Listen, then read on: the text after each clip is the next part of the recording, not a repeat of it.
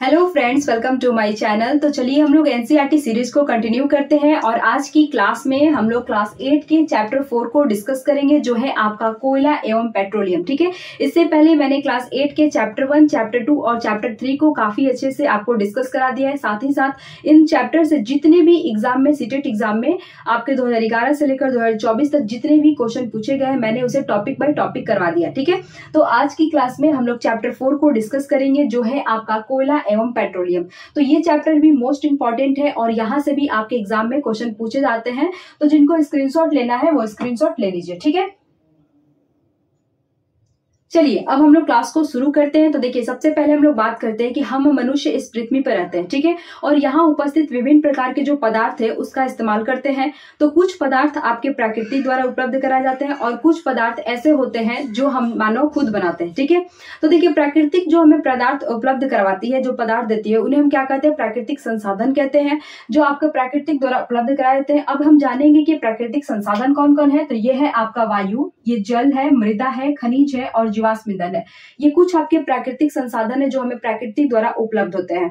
अब देखिए, ये प्राकृतिक संसाधन भी दो प्रकार के होते हैं। कुछ प्राकृतिक संसाधन ऐसे हैं जिसका आप कितना भी ज्यादा इस्तेमाल कर दे वो आपके हमेशा बनी रहेगी धरती पर। ठीक है, और कुछ प्राकृतिक संसाधन ऐसे हैं जिसका हमें लिमिट में इस्तेमाल करना है, वरना एक टाइम बाद वो समाप्त हो सकते हैं। तो चलिए यहाँ पर देखिए, बांटा गया प्राकृतिक संसाधन को दो भागों में। पहला है आपका अच्छे प्राकृतिक संसाधन और दूसरा है समाप्त होने वाला। ठीक है, अब हम यहाँ पर बात करते हैं अच्छे प्राकृतिक संसाधन। वे संसाधन है जो कितना भी मानवीय द्वारा इसका उपयोग किया जाए ये कभी आपके समाप्त नहीं होंगे। वो कौन कौन है? वो है आपका सनलाइट और दूसरा है एयर, यानी कि सूर्य का प्रकाश और एक हवा।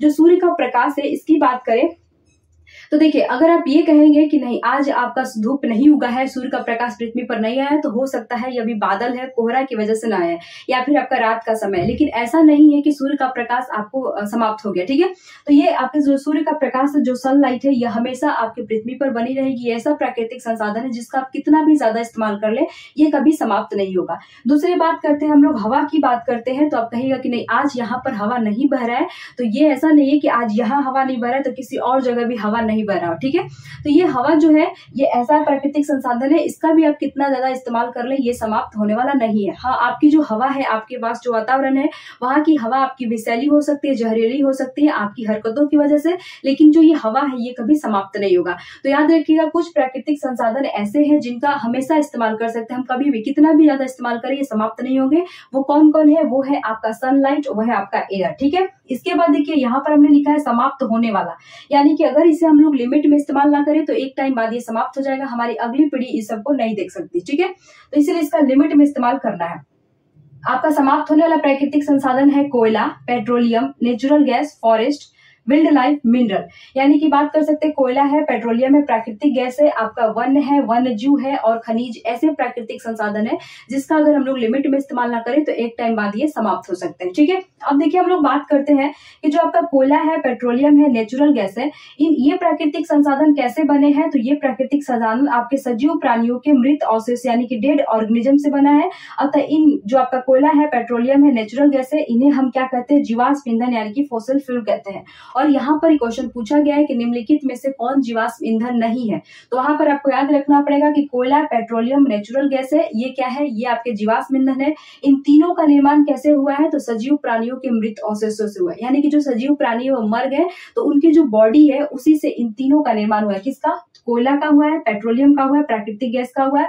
इसीलिए इन तीनों को हम लोग क्या कहते हैं? फॉसिल फ्यूल यानी कि जीवाश्म ईंधन कहते हैं, जिसका निर्माण सजीव प्राणियों के मृत अवशेषों से हुआ है। ठीक है, इसको हम लोग काफी डिटेल से पढ़ेंगे कैसे इसका निर्माण हो रहा है। ठीक, अब देखिए हम लोग बात करते हैं, हम लोग सबसे पहले यहाँ पर कोयला के बारे में पढ़ेंगे। कोयला जो है ये मोस्ट इंपॉर्टेंट है और यहाँ से बहुत सारे एग्जाम में क्वेश्चन पूछे गए। सबसे पहले तो आपका यही पूछा गया है कि निम्नलिखित में से कौन आपका समाप्त होने वाला प्राकृतिक संसाधन है और कौन समाप्त नहीं होने वाला है। इसको कैसे याद करेंगे? देखिए यहाँ पर क्या लिखा है? इन, या इन मतलब क्या होता है? मैं इसमें हमेशा रहूंगी, यानी कि इसमें रहेंगे। ठीक है, यहाँ धरती पर ये रहेंगे। याद रखिएगा, एक्स मतलब क्या होता है कि एक टाइम बाद ये एक्स कौन होता है? जो हमारे जिंदगी से चला गया है, यानी कि जो है ये एक टाइम बाद छोड़कर हमें चले जाएंगे, समाप्त हो जाएगा। तो इस तरह से आप याद रखें, जहाँ एक्स लगा है ये हमें छोड़कर चले जाएंगे, जहाँ इन लगा ये हमारे पास में रहेंगे, ठीक है। मे मतलब मेरे पास में रहेंगे। तो इस तरह से आप इसको याद कर सकते हैं, ठीक है। इसके बाद दूसरा क्वेश्चन यहाँ पर पूछा गया है कि निम्नलिखित में से कौन आपका जीवाश्म ईंधन है। तो याद रखिएगा, जीवाश्म ईंधन वे होते हैं जिनका निर्माण सजीव प्राणियों के मृत अवशेषों से हुआ है। तो वहां पर आपका कोयला, पेट्रोलियम और नेचुरल गैस, ये तीनों आपके जीवाश्म ईंधन है, ठीक है। अब देखिए हम लोग कोयला को डिटेल से पढ़ेंगे कि कोयला होता क्या है। यहाँ पर हम लोग बात करते हैं कोयला, जिसे इंग्लिश में क्या कहते हैं, कोल कहते हैं। ये कैसा होता है, तो ये आपका हार्ड भी होता है और ब्लैक कलर का होता है। ये 15 दिसंबर शायद पेपर में पूछा हुआ है कि कोयला का रंग क्या होता है, ब्लैक कलर का है, ठीक है। ये आपके ऑप्शन में दिया था, याद रखिएगा, कोयला ब्लैक कलर का होता है और ये कैसा होता है, हार्ड होता है, ठीक है। अब देखिए इस कोयले का हम लोग यूज कहाँ करते हैं, तो इस कोयले का यूज हम लोग कुक फूड यानी खाना पकाने में ईंधन के रूप में करते हैं। जैसे कि देखिए बात करते हैं, आप बहुत लंबा सफर पर घूमने गए, आपको जगह जगह ढाबा दिखाई देगा, उस ढाबे पर आपको क्या बनता है, लिट्टी। अगर आप ध्यान से देखेंगे तो जो लिट्टी है वो क्या होता है, कोयला पर बनता है, कोयला पर लिट्टी पकाते हैं। या फिर अपने घरों में भी सैटरडे के सैटरडे लिट्टी बनाते हैं, तो वो क्या होता है, बहुत लोग कोयले का इस्तेमाल करते हैं। खाना बनाने में किसका इस्तेमाल होता है, कोयला का, ठीक है। यहाँ पर आपका कोयला का यूज खाना बनाने में होता है। दूसरा यूज कहाँ होता है, स्टीम इंजन में। अब देखिए स्टीम इंजन क्या है, तो पहले के जमाने में जो रेलगाड़ी होती थी वो क्या होता था, वो कोयला पर चलता था, ठीक है। कोयला पर बहुत काला काला धुआं छोड़ता हुआ जाता था। उसमें देखिए कोयले का निर्माण यूज कैसे होता था। सपोज कीजिए कि आपकी रेलगाड़ी है, ठीक है, ये आपकी रेलगाड़ी है। यहाँ पर क्या होता है, कुछ इस तरह के डब्बे बनते थे और यहाँ से यहाँ पर कोयला इसमें फेंका जाता था, इसमें आग लगा हुआ था और इसकी जो धुआं है वो ऊपर आकाश में जाता था, ब्लैक ब्लैक, ठीक है। और इसके भाप की वजह से ये रेलगाड़ी जो होती थी आगे चलती थी। तो उस समय कोयले का आपका जो यूज है कैसे होता था, तो यहाँ पर देखिए मैंने लिखा है कि रेल इंजन को चलाने के लिए भाप हेतु, यानी कि भाप से ही आपका ये रेल का इंजन चलता था। उस समय की जो रेलगाड़ियां थी वो कोयले की वजह से चलती थी, ठीक है। अब देखिए भाप की हेतु कैसे चलेगी, तो यहाँ पर हम लोग बात करते हैं कि जैसे कि आप घर में चावल बना रहे, ठीक है, या फिर कोई भी चीज बना रहे, उसके ऊपर मान लेते प्लेट रख दिए। जब ज्यादा आंच देते थे तो ये प्लेट क्या होता है, अपने से ऐसे उठने लगेगा। देखिएगा ध्यान से, क्यों, क्योंकि वो नीचे भाप भरा हुआ और भाप की वजह से ये प्लेट क्या हो रहा है, ऊपर उठ रहा है। तो उस समय इसी वजह से ये रेलगाड़ी जो होता है आगे चलती थी, भाप की वजह से। तो यहाँ पर कोयले का क्या होता है, इस्तेमाल होता था, ठीक है। अब देखिए अभी क्या होता है, कोयले का निर्माण क्या होता है, तो विद्युत उत्पन्न करने में होता है। देखिए थर्मल पावर प्लांट में इलेक्ट्रिसिटी को प्रोड्यूस करने में हम कोयले का क्या करते हैं, इस्तेमाल करते हैं, वहां पर यूज करते हैं। तो ये वाला क्वेश्चन थर्मल पावर प्लांट और स्टीम इंजन, ये भी आपके सीटेट एग्जाम में पूछा गया है कि कोयले का यूज कहाँ होता है, तो स्टीम इंजन में होता है, आपके थर्मल पावर प्लांट में इलेक्ट्रिसिटी को प्रोड्यूस करने में होता है। तो ये दोनों चीजें आप लोग याद रखिएगा, ठीक है। यहाँ हो गया। अब देखिए हम बात करते हैं कि ठीक है, लेकिन ये कोयले का निर्माण कैसे हो। हम जानते हैं कि इसका निर्माण सजीव प्राणियों द्वारा हुआ है, सजीव प्राणियों के मृत अवशेषों से हुआ है, लेकिन ये निर्माण हुआ कैसे है, ठीक है। इसके बारे में अच्छा से देखिए समझेंगे। सपोज कीजिए कि मान लेते हैं यहाँ पर बहुत सारे ऐसे पेड़ हैं, बहुत सारे यहाँ पर पेड़ है, ठीक है, और इसमें क्या होता है, इसमें आपके जीव जंतु है। सपोज कीजिए कि जंगल ही है और इसमें बहुत सारे ऐसे जीव जंतु है, ठीक है। यहाँ पर आपका बाढ़ आया या फिर भूकंप आया, तो ये जितने भी है पेड़ पौधे जीव जंतु, ये सभी क्या है, ये पृथ्वी के नीचे दब गए, ठीक है। पृथ्वी के नीचे दब गए और 300 मिलियन वर्ष बाद क्या होता है, इनके ऊपर क्या होता है, मिट्टी के और परत ऐसे जमते चले गए मिट्टी के परत, ठीक है, मिट्टी के परत जमते। और ये चीजें क्या होता है, इसमें जो जीव जंतु है, पेड़ पौधे हैं, ये आपके पृथ्वी के अंदर आ गए हैं, बिल्कुल नीचे आ गए हैं, ठीक है। तो इनको क्या होता है, एक तो ऊपर से इनको बहुत ज्यादा प्रेशर मिल रहा है और इसमें जो आपके नीचे पृथ्वी के नीचे जो होता है बहुत ज्यादा टेम्परेचर होता था, ठीक है। तो यही आपके हाई प्रेशर, ऊपर से आपका प्रेशर था, हाई प्रेशर और ये हाई टेम्परेचर के कारण ये जो आपके मृत तो ये हो गए, मृत पेड़ पौधे या जीव जंतु क्या होते हैं, धीरे धीरे आपके कोयला में ये निर्माण होते गए, ठीक है। तो इस तरह आपके कोयले का निर्माण हुआ है। तो यहाँ पर हमने लिखा है कि कोयले का निर्माण कैसे हुआ है, उच्च दाब यानी कि हाई प्रेशर, उच्च ताप यानी कि हाई टेम्परेचर पर पृथ्वी के भीतर मृत पेड़ पौधे धीरे धीरे कोयले में परिवर्तित हो गए। इस तरह आपका कोयले का निर्माण हुआ है, ठीक है।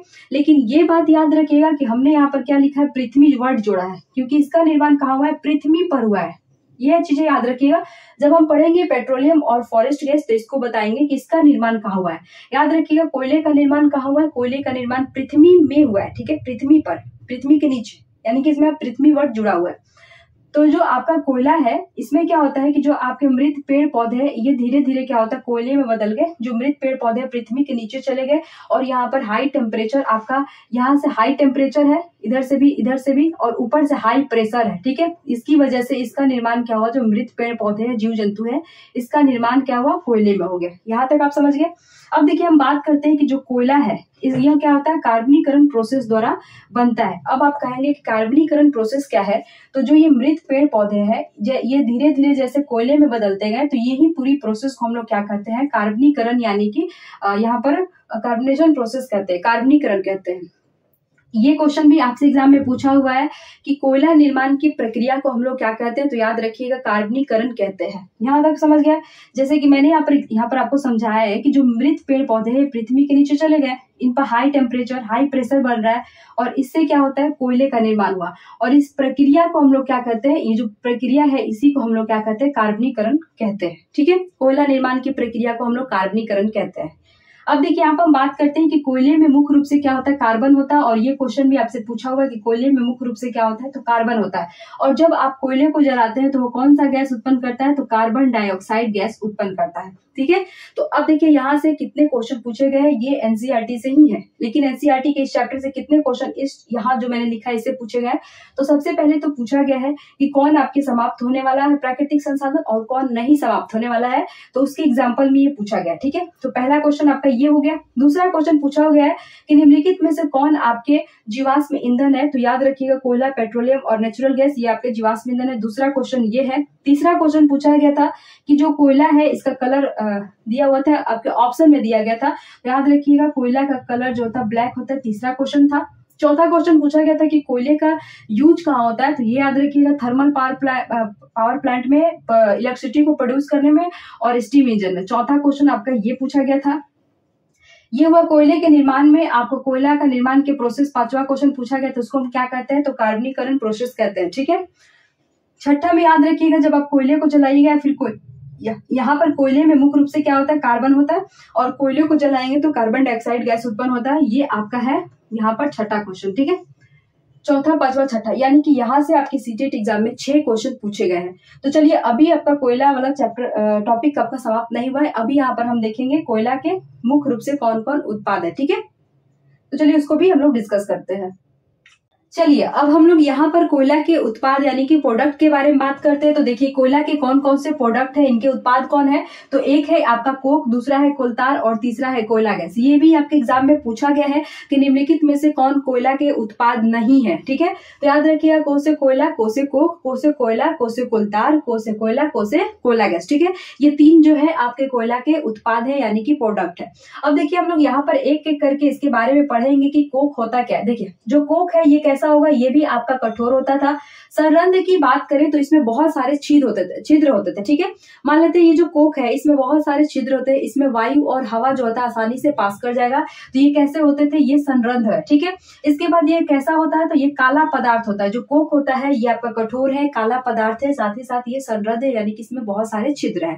तो ये है आपका कोक, ठीक है। और याद रखिए ये कार्बन का शुद्ध रूप है और ये भी आपके एग्जाम में पूछा हुआ है कि निम्नलिखित में से कौन सा कोयला का उत्पाद है जो कार्बन का शुद्ध रूप है, तो वो कौन है, वो है आपका कोक, ठीक है।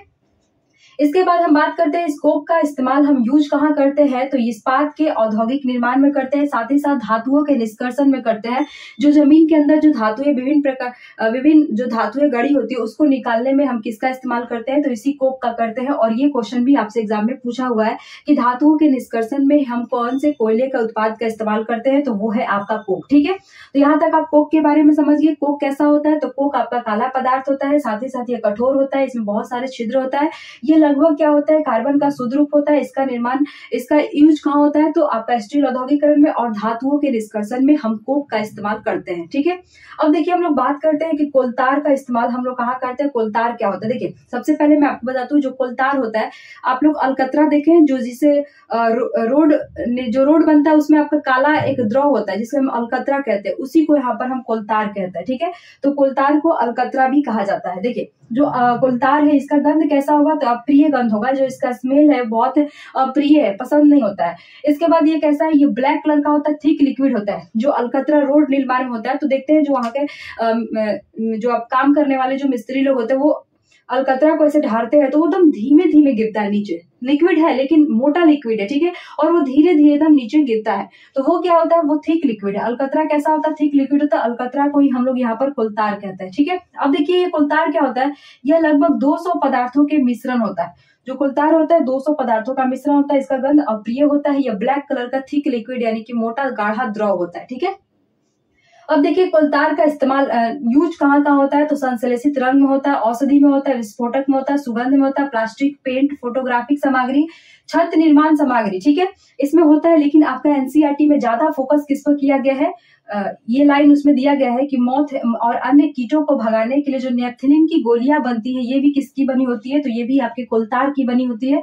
और ये भी क्वेश्चन आपके एग्जाम में पूछा हुआ है। तो जो नेफ्थलीन की गोलियां है, जिसका आप लोग देखिए, जो नेफ्थलीन की गोलियां होता है, इसको आप लोग किचन में सिंक में डालते हैं या फिर बाथरूम में जो आपका नली होता है वहां भी नेफ्थलीन की गोलियां डाली जाती है, ताकि बाथरूम में कीड़े मकोड़े या फिर सिंक में कीड़े मकोड़े ना आए, ठीक है। तो उसको भगाने के लिए जो ये नेफ्थलीन की गोलियां बनती है, ये भी आपके कोलतार का ही बना होता है। तो इस पर आपका एनसीईआरटी में ज्यादा फोकस किया गया है। ये सब भी आपके एनसीईआरटी में दिया गया, लेकिन फोकस आपको इस पर किया गया और ये क्वेश्चन आपके एग्जाम में पूछा गया है, ठीक है। यहाँ तक आप समझ गए। अब देखिए इस कोलतार का यहाँ पर बात किया गया कि पक्की सड़कों के निर्माण में कोलतार के स्थान पर अब आपका पेट्रोलियम उत्पाद बिटुमिन का प्रयोग होता है, ठीक है। पहले क्या होता है, सड़क निर्माण में जो मैंने आपको बताया कि जो हम लोग अलकतरा कहते थे, उसी को हम लोग यहाँ पर क्या कहते हैं, कोलतार कहते हैं। तो पहले अलकतरा का इस्तेमाल होता था रोड निर्माण में, ठीक है। लेकिन अब क्या होता है कि अब पेट्रोलियम का एक उत्पाद है जिसका नाम है बिटुमिन, इसका यूज हो रहा है। और ये क्वेश्चन भी आपसे पूछा गया है कि जो बिटुमिन है, यह किसका उत्पाद है, तो पेट्रोलियम का। और अब आपका कोलतार की जगह पर किसका इस्तेमाल हो रहा है, तो बिटुमिन का हो रहा है, ठीक है। ये लाइन भी आप लोग नोट कर लीजिए। हमने नोट करने के लिए आपको यहाँ पर भी बनाया है और यहाँ पर भी बना रखा है, नोट करवा रखा है, ठीक है। तो आप लोग दोनों लाइन को नोट कर लीजिएगा। तो यहाँ पर आप समझ गए। अब देखिए तीसरा है आपका कोयला गैस। देखिए कोयला गैस में हमने लिखा है कि कोयला के प्रकरण द्वारा कोक बनाते समय कोयला गैस प्राप्त होता है। हमने क्या बताया कि कोयला के 3 उत्पाद है, एक आपका कोक है, कोलतार है, कोयला गैस है। तो जब आपका कोयला से कोक बन रहा था, ठीक है, जब आपका क्या बन रहा था, इसी कोयला से आपका कोक बन रहा था, तो इसी समय एक गैस उत्पन्न हो रही थी। वो कौन सी गैस थी, वही आपकी कोयला गैस थी, ठीक है। तो यहीं पर लिखा हुआ है कि कोयला के प्रकरण में कोक बनते समय कोयला गैस प्राप्त हुआ था, ठीक है। यहाँ तक आप समझ गए। और कोयला गैस का इस्तेमाल कहाँ होता है, उद्योगों के निर्माण के रूप में कोयला गैस का इस्तेमाल होता है। ये आपके एनसीईआरटी में दिया था बॉक्स में कि लंदन में 1810 में तथा न्यूयॉर्क में 1820 के आसपास कोयला गैस का यूज प्रथम बार कहाँ हुआ था, तो सड़कों पर रोशनी के लिए किया गया था। लेकिन अब हम कोयला गैस का इस्तेमाल कहाँ कर रहे हैं, तो ऊष्मा के स्रोत के रूप में कर रहे हैं, ठीक है। तो अभी तक आपने क्या हुआ, कोयला के उत्पाद पढ़ा। कोयला के उत्पाद कौन कौन से, प्रोडक्ट कोक है, कोलतार है, कोयला गैस है। लेकिन जब कोयला से कोक बनाते समय एक गैस रिलीज होता है जिसे हम क्या कहते हैं, कोयला गैस कहते हैं। यहाँ तक आप समझ गए। जो कोक होता है ये आपका कठोर संरद्ध काला पदार्थ होता है और ये क्या होता है, ये कार्बन का लगभग शुद्ध रूप है। ये क्वेश्चन पूछा गया है, ठीक है। और कोक का इस्तेमाल आपको धातुओं के निष्कर्षण में किया जाता है। वही हम कोलतार की बात करें जिसे हम लोग अलकतरा कहते हैं, अब ये रोड निर्माण में होता था, लेकिन अब इसकी जगह पर किसका निर्माण हो रहा है, पेट्रोलियम के उत्पाद है जिसका नाम बिटुमिन है, इसका इस्तेमाल हो रहा है। साथ ही साथ कोलतार के निर्माण से ही नेफ्थलीन की गोलियां बनती है। नेफ्थलीन की गोलियां आपके मॉथ्स और अन्य कीटों को भगाने के लिए इसका इस्तेमाल किया जाता है, ठीक है। तो यहाँ तक आप समझ गए। चलिए अब हम लोग यहाँ पर आपका कोयला वाला टॉपिक समाप्त हुआ। अब हम लोग यहाँ पर पेट्रोलियम के बारे में पढ़ेंगे, ठीक है। चलिए अब हम पेट्रोलियम के बारे में पढ़ेंगे। देखिए पेट्रोलियम को 2 भागों में बांटेंगे। तो पेट्रो मतलब क्या होता है, रॉक यानी कि चट्टान, ठीक है। और यहाँ पर ओलियम मतलब क्या होता है, वायल यानी कि तेल। यहाँ पर कहने का मतलब है कि चट्टानों के मध्य से जो तेल निकलता है उसे हम क्या कहते हैं, उसे हम पेट्रोलियम कहते हैं। मैंने यहाँ पर लिख दिया है कि चट्टानों से ये तेल जो होता है चट्टानों के मध्य से निकाला जाता है, या फिर कह सकते हैं कि चट्टानों के मध्य से जो तेल निकलता है उसी को हम क्या कहते हैं, पेट्रोलियम कहते हैं, ठीक है। अब देखिए अब हम बात करते हैं कि पेट्रोलियम भी क्या है, जीवाश्म ईंधन। अभी आपने पढ़ा कि जो कोयला है, एक सेकंड, जो आपका कोयला है ये भी क्या है, ये भी आपका जीवाश्म ईंधन है। इसके बाद आपका पेट्रोलियम जीवाश्म ईंधन है और आपका नेचुरल गैस भी, ये भी क्या है, ये भी आपका जीवाश्म ईंधन है। लेकिन आपने कोयला के बारे में पढ़ा कि कोयला का निर्माण कैसे होता है। तो देखिए जो आपका ये पृथ्वी है, पृथ्वी पर जो आपके पेड़ पौधे और जीव जंतु है, ये आपके भूकंप के कारण या बाढ़ के कारण पृथ्वी के नीचे आ जाते हैं, ठीक है, जमीन के नीचे आ जाते हैं। तो ये किसका निर्माण करते हैं, ये आपका कोयला का निर्माण करते हैं, ठीक है। लेकिन पेट्रोलियम और नेचुरल गैस का निर्माण कैसे होता है, तो उसके बारे में जानेंगे कि देखिए पेट्रोलियम और प्राकृतिक गैस का निर्माण समुद्र में रहने वाले जीवों से हुआ है। ये कैसे हुआ है? जो समुद्र के नीचे जीव मर जाते हैं तो उससे किसका निर्माण होता है? उनसे आपका पेट्रोलियम और नेचुरल गैस का निर्माण होता है। वहीं आपका जो जमीन पर जीव जंतु पेड़ पौधे है वो अगर पृथ्वी के नीचे चल जाते हैं तो उनसे किसका निर्माण होता है? कोयला का निर्माण होता है। ठीक है, ये दोनों लाइन आप लोग याद रखिएगा क्योंकि क्वेश्चन ये आया हुआ है। अब देखिए हम लोग बात करते हैं कि पेट्रोलियम का निर्माण कैसे हुआ। तो आपका पेट्रोलियम और प्राकृतिक गैस का निर्माण समुद्र में रहने वाले जीवों से हुआ है। कैसे हुआ है?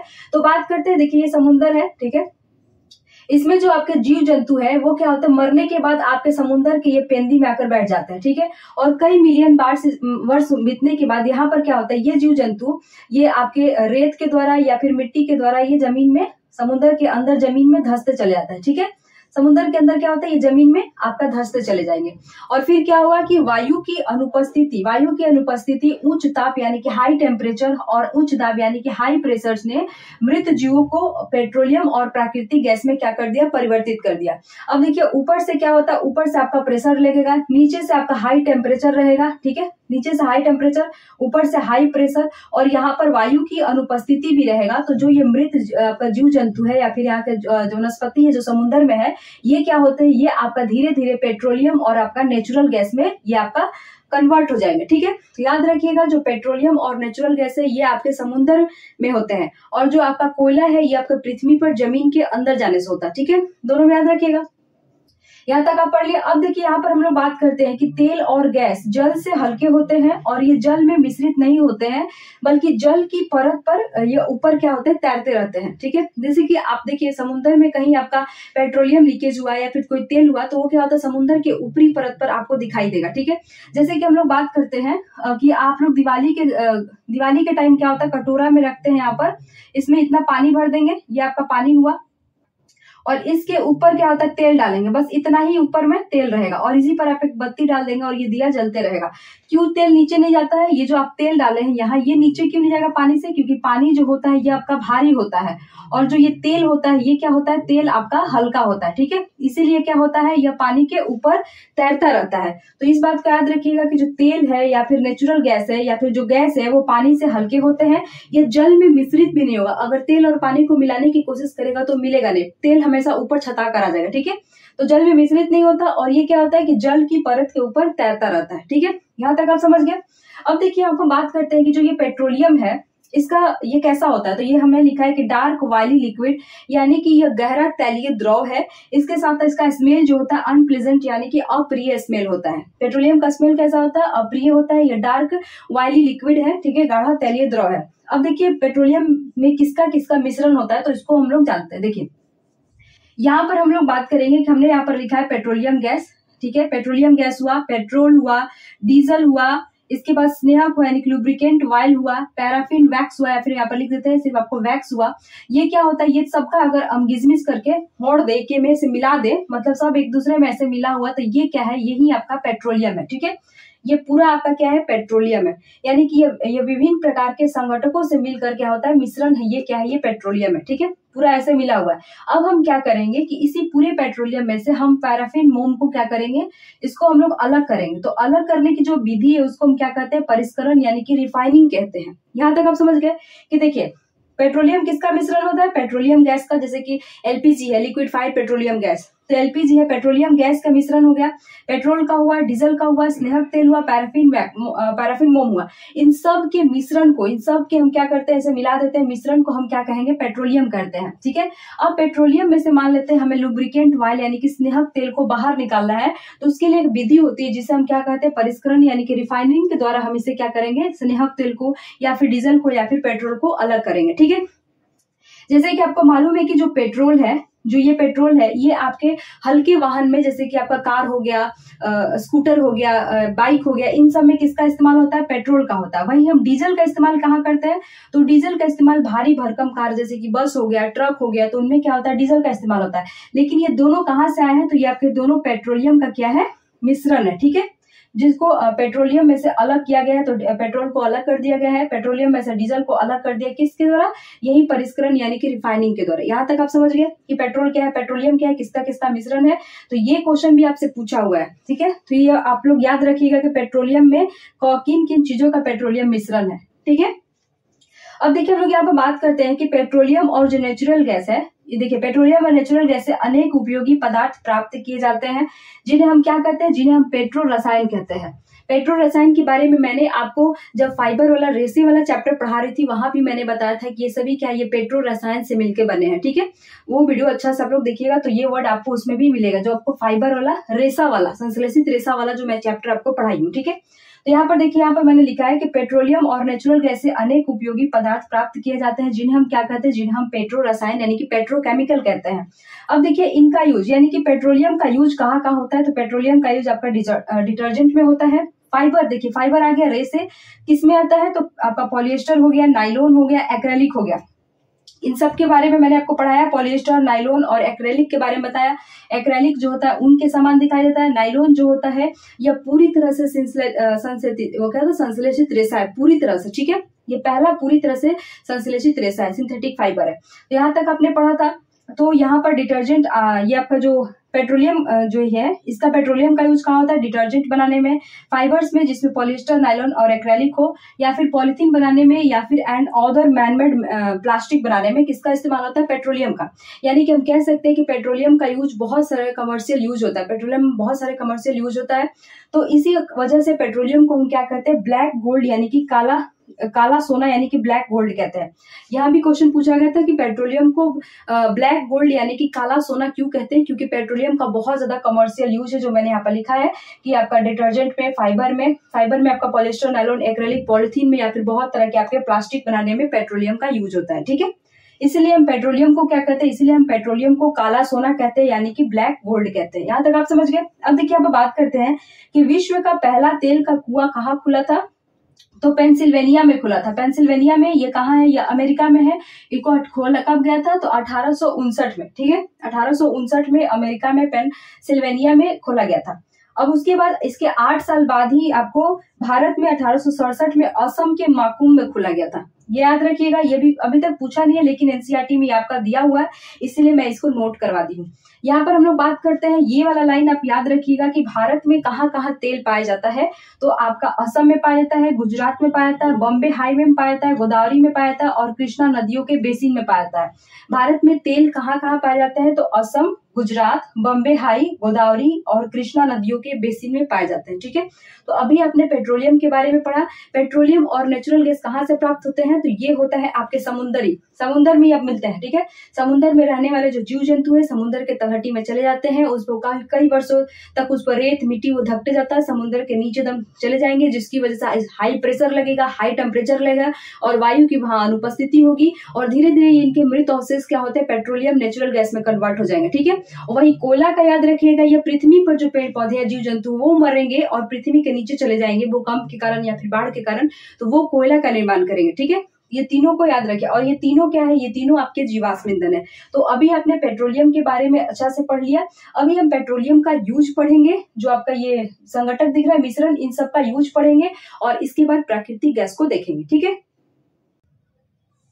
चलिए अब हम यहाँ पर पेट्रोलियम के संगठक और उसके उपयोग के बारे में पढ़ेंगे, यानी कि पेट्रोलियम के जो प्रोडक्ट है, उत्पाद है, वो कौन कौन से और उसका इस्तेमाल, उसका यूज कहाँ कहाँ होता है, इसके बारे में हम लोग देखेंगे। ठीक है, ये सभी क्या है, ये सभी आपके पेट्रोलियम के उत्पाद है यानी कि प्रोडक्ट है। यहाँ पर सबसे पहले हम बात करते हैं एलपीजी यानी कि लिक्विफाइड पेट्रोलियम गैस, जिसका इस्तेमाल हम लोग घरों में करते हैं। जो आपका गैस चूल्हा है वो कौन सा गैस है, वो आपका एलपीजी है। तो यहाँ पर एलपीजी का इस्तेमाल कहाँ होता है, तो याद रखिएगा घरों और उद्योगों में ईंधन के रूप में होता है। ठीक है, जो आपका फैक्ट्रीज है या फिर घर है वहां पर आपके फ्यूल के रूप में हम किसका इस्तेमाल करते हैं, एलपीजी का। ठीक है, यहाँ तक आप समझ गए। अब देखिए हम पेट्रोल की बात करते हैं, तो आप देखते हैं पेट्रोल भराने जाते हैं तो आपके पेट्रोल किस में भराते हैं, जो छोटे छोटे गाड़ी होती है, जो आपका स्कूटर हो गया, बाइक हो गया, इन सब में क्या होता है, कार हो गया, इन सब में आपको पेट्रोल भराया जाता है। तो याद रखिएगा इसका मोटर फ्यूल में इस्तेमाल होता है, एविएशन फ्यूल में, सॉल्वेंट फॉर ड्राई क्लीनिंग में इसका हम लोग इस्तेमाल करते हैं। यह क्वेश्चन आपसे पूछा हुआ है। ठीक है, सॉल्वेंट फॉर ड्राई क्लीनिंग में हम किसका इस्तेमाल करते हैं, धुलाई के विलायक के रूप में हम पेट्रोल का इस्तेमाल करते हैं। ठीक है,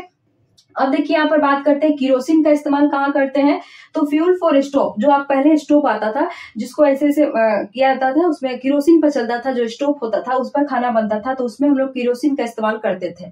इसके बाद लैंप में, जो आपके पुराने जमाने के लैंप होते थे उसमें भी किरोसिन डालकर लैंप में हम लोग पढ़े थे, तो वो क्या होता है उसमें भी किरोसिन का इस्तेमाल होता था लैंप में। इसके बाद जेट एयरक्राफ्ट, देखिए जेट एयरक्राफ्ट में भी किरोसिन का इस्तेमाल हुआ है और ये भी क्वेश्चन आपके सीटेट एग्जाम में पूछा गया था कि जेट एयरक्राफ्ट में किसका इस्तेमाल हुआ था, तो आप याद रखिएगा किरोसिन का। ठीक है, यहाँ तक आप समझ गए।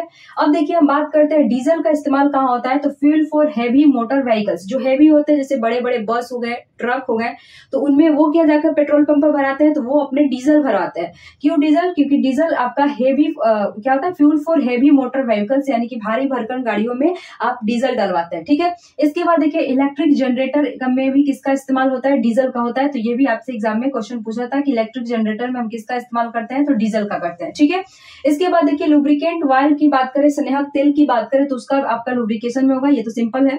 यहाँ पर देखिए पैराफिन वैक्स की बात करते हैं, जो आपका मोम होता है, इसका इस्तेमाल कहाँ होता है, तो ऑइंटमेंट यानी कि मरहम में किया जाता है।